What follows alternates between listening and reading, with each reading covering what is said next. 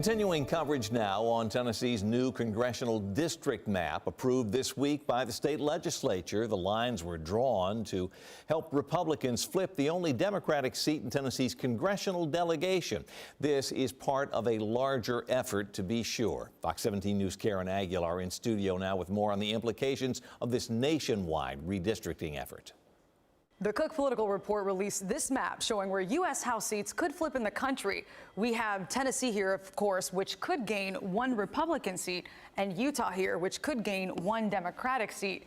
Then we got Texas, which could gain up to 5 GOP seats, which could be offset by California, that could gain up to 5 Democratic seats. This is on track to show more seats favoring Republicans, but experts tell me these states might not be the last to try to redistrict. According to this map by the Cook Political Report, Republicans could gain more seats than Democrats ahead of the midterms, with Tennessee possibly gaining one after Thursday's redistricting, as the party looks to expand its narrow majority in the U.S. House. The Republicans are at risk in Congress.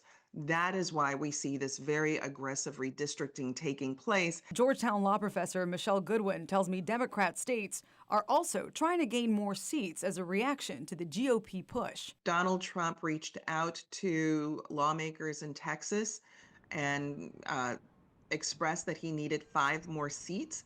That was in order to be able to maintain dominance in Congress and the House.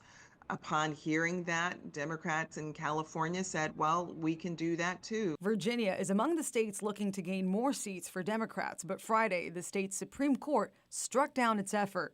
Goodwin predicts redistricting will be ongoing. This mid-decade redistricting, how unusual is it to see this many states do something like that? It is extremely unusual that we would have mid-decade these types of redistricting efforts taking place. She tells me it's not only in response to President Trump's efforts, but because states feel emboldened to pursue the redraws following last week's Supreme Court decision on race-based redistricting, which she argues weakened the Voting Rights Act. But the question remains, how much of an influence can redistricting have in actually getting an advantage for either party? Well, redistricting can certainly have an effect when you're scrambling for any seat possible, and whereby even one seat, one has a majority in order to push through an ideological and other kinds of interests. Professor Goodwin adds, it's not just about redrawing district lines, but voter turnout as to who will ultimately represent a district. Karen Aguilar, Fox 17 News, your Code Red station.